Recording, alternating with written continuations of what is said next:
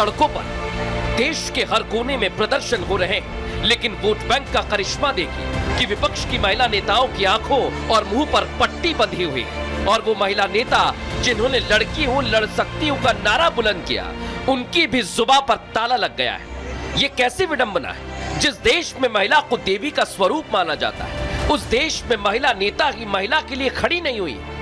ऐसे में महिलाओं पर हो रहे अत्याचार के बारे में समाज को गंभीरता से सोचने की जरूरत है। हमारी माताओं, बहनों, बेटियों के प्रति जो अत्याचार हो रहे हैं, उसके प्रति देश का आक्रोश है। हमारी राज्य सरकारों को गंभीरता से लेना होगा। राक्षसी कृत्य करने वालों को जल्द से जल्द कड़ी सजा हो। महिला अत्याचार पर जागरूकता फैलाना जरूरी है और जरूरी है बेहतर समाज बनाने के लिए लोगों में आपसी सम्मान की, नहीं तो उदयपुर, नासिक और मेरठ जैसे हालात बनने में देर नहीं लगती। छोटी मोटी घटनाओं को इतना बड़ा रूप जब मिलता है, कौन वो लोग हैं जो इन भड़काने वाली भावनाओं को और ताकत देते हैं? सख्ती से निपटना चाहिए।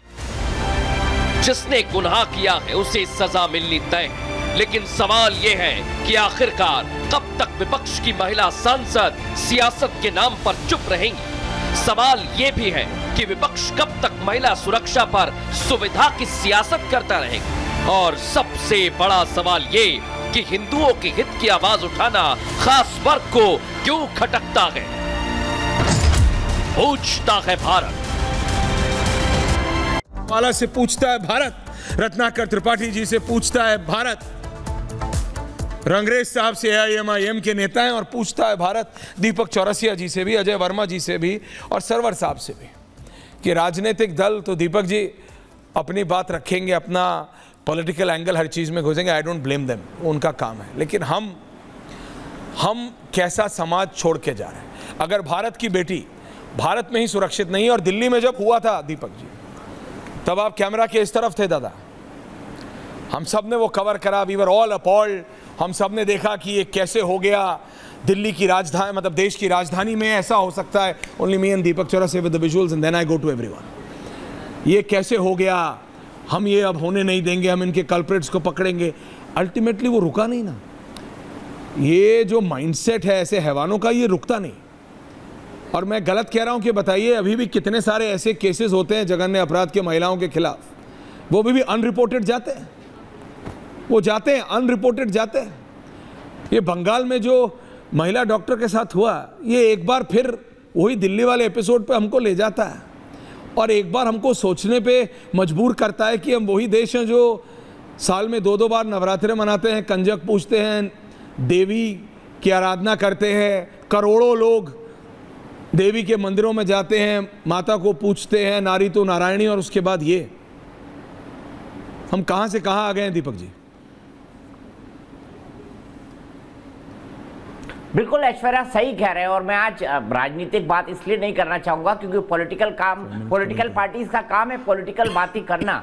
लेकिन देखिए हमारा समाज कितना खोखला है अंदर से। इसका पहला एग्जाम्पल, मुझे निर्भया के बाद थोड़ी आस जगी थी कि शायद हम थोड़े सेंसिटिव हो रहे हैं, लेकिन ठीक है, एक रिएक्शन था उस वक्त का, पॉलिटिकल माहौल कुछ अलग था, उसके बाद कई नियम बने, लेकिन हम में से कितनों ने उसका पालन किया। तो एक छोटी सी बात बताता हूँ, बचपन से जो है मैं बड़े परिवार में रहा हूँ, बेटियां मेरी 6 बहनें हैं, 2 बेटियां हैं। आज कहना चाहता हूँ इस बात को, और मैं ये कहना चाहता हूँ कि माँ बेटी को बोलती है, बेटी ढंग से कपड़े पहनो, बेटी ससुराल में जाओ तो एडजस्ट करना। ये बातें बेटे को क्यों नहीं बोली जाती? ढंग के कपड़े पहनना बेटे, ढंग से चलना बेटा, अपना चाल चलन ठीक रखना बेटा। इससे लड़की को ही क्यों जोड़ा जाता है? तो मेरे कई फंडामेंटल रिजर्वेशन है और मैं आपकी बात से बहुत हद तक सहमत हूं कि जिस तरीके से हमने वेब पर देखा, नेट पर देखा, यहां पर चारों तरफ से जिस तरह से ऑब्जेक्टिफाई किया जाता है, जैसे महिला कोई उपभोग की वस्तु हो। और जब तक हम इस ढंग का नैरेटिव बनाते रहेंगे, जब तक हम इस ढंग का सो कॉल्ड मनोरंजन पर उससे रहेंगे, तो मेरे ख्याल से समाज में इस तरह का दिमाग होना स्वाभाविक है। और इस स्वाभाविक को मैं हर समाज के उस व्यक्ति को जिम्मेदार मानता हूं। मैं आज पार्टी पॉलिटिक्स की बात नहीं कर रहा हूं। वो माएँ भी जिम्मेदार हैं जो अपने बेटों को नहीं कहती कि बेटे संभल के चलना, बेटा चाल चलन ठीक रखना। हाँ, अभी मैं कहीं सुन रहा हूं कि नए टॉयलेट बन जाएंगे महिलाओं के लिए, इससे कुछ नहीं होगा। हमें अपनी सोच को बदलना होगा, हमें अपने पूरे के पूरे इथोस को बदलना होगा। और इस सोच को बदलने के लिए सबसे बड़ी चीज ये है कि हमको अपने पुराने मूल्यों की तरफ जाने होगा। वरना 9 दिन आपने साल में 2 बार कन्याएं पूज दी, वो एक बिल्कुल दिखावा है, बिल्कुल दिखावा है। लेकिन यहां से आपको बदलना पड़ेगा, दिखावा नहीं करना पड़ेगा। आपने आपको मानसिक फ्रेमवर्क और मानसिक स्थिति और हमारे जो नैतिक और सामाजिक मूल्य है उनको बदलना होगा। सरवर साहब, मैं आपका व्यू पॉइंट जानना चाहता हूँ बहुत ब्रीफली, इससे पहले कि मैं राजनेताओं के पास जाऊँ। विजुअल्स मेरे को हटाइए। देखिए, मैं बिल्कुल, ये ऐसी स्थिति है कि इस सवाल का क्या जवाब दिया जाए। नहीं, क्यों? आपके ग्राफिक्स को मैं देख रहा था तो मुझे लगा कि ग्राफिक्स नहीं, देश की हालत देखिए। नहीं, मुझे लगा कि बिल्कुल आपने सटीक ये काम किया है कि हैरानी हमें भी हो रही है। मुझे लगता है देश के लोग जहाँ भी हैं वो हैरान होंगे कि इस तरह के जघन्य अपराध के बाद भी वो तमाम दलों के तेज तर्रार महिला नेत्रियां जो सदैव चर्चे में रहती हैं अपने बयान को लेकर, आज उनके जुबान पर अगर ताला लग जाए केवल इसलिए कि वो अमुक दल की सरकार वहां चलती है, मैं समझता हूं यहीं से उन लोगों के, यानी वो अपराधी जिन्हें फांसी की सजा होनी चाहिए, उनके बचाव का एक रास्ता निकल जाता है कि कहीं ना कहीं कोई एक ताकत है जो बचाव में भी, वो मौन जरूर है मगर बचाव की मुद्रा में है। अगर बचाव के मुद्रा में ना होते, मैं इसी ग्राफिक्स की तो बात कर रहा था, तो और दूसरे उस ग्राफिक्स की भी मैं बात कर रहा हूं जिसमें रस्सी से आपने दिखाया है कि वो कंट्रोल करते हुए ममता जी जो है कर रही। विपक्ष के, ये देखिए, विपक्ष के, मैं आने से पहले यही देख रहा था, विपक्ष के ये तमाम नेता जो तमाम मुद्दे पर मुखर हो रहे, सरकार को घेरने का आपको अच्छा मौका मिला। पश्चिम बंगाल में ना कांग्रेस है ना कम्युनिस्ट है, दोनों आधारहीन है, तो कम से कम वामपंथी नेता ही कूद जाते। बिल्कुल नहीं साहब। तो इस तरह के सेकुलरिज्म या इस तरह के अपीजमेंट की पॉलिटिक्स में मुजरिम को अप्रत्यक्ष रूप से हमको लगता है कि बचाने का कोई ना कोई ये एक नया सिस्टम डेवलप कर रहे हैं पॉलिटिकल।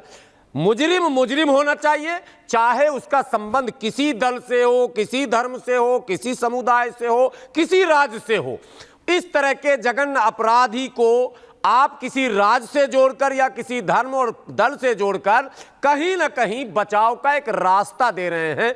मेरा सीधा मानना है, वो तो लोग डॉक्टर को तो भगवान कहते हैं कि भगवान का रूप, सबका जान बचाने वाला अपनी जान नहीं बचा पा रहा, सारे दरिंदों के हमले से बचाने वाला वो अपना जान नहीं बचा पा रहा, मगर उन दरिंदों को बचाने के लिए अगर कोई फौज खड़ी हो जाती है तो मुझे लगता है इससे ज्यादा विकट स्थिति क्या होगी। और इस पर कैसी चर्चा की जाए कि जहां मुखिया भी महिला हैं उस राज्य की, और वो भी आयरन लेडी कही जाती हैं, उनके शासनकाल में जहां दूसरे राज्यों के घटनाओं पर ममता जी खूब बोलती हैं कि आपके ऐसा है भाजपा शासित राज्य या दूसरे और शासित राज्यों में, वहां उनके यहां अगर हो रहा है, अगर वो स्वयं एक्शन ले ली होती और त्वरित कार्रवाई होती कड़ी, तो आज उनको कटघरे में नहीं लाया गया हो।